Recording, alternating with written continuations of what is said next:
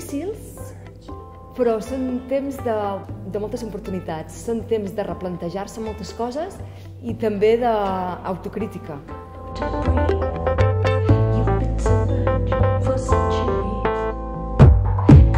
El meu objectiu dins la moda sempre ha sigut crear. En aquestes últimes col·leccions, sobretot m'estic inspirant en personatges que estan en contacte amb la natura i si a més fan algun ofici que està en desús, molt millor, no?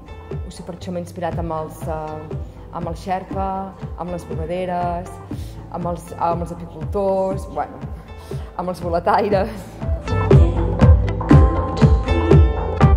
Per nosaltres no és una tendència, és un convenciment. Es tracta sobretot de respecte i es tracta sobretot de poder donar feina a la nostra indústria i a la gent que estan aquí treballant. Per nosaltres això és molt important. Un emprenedor jo crec que és algú que per sobre de tot es vol sentir lliure. Va començar a sortir fum del cotxe i vam haver de parar i vam trucar al RAC i el RAC ens ho va solucionar tot. Total, que vam poder arribar a temps a la fira.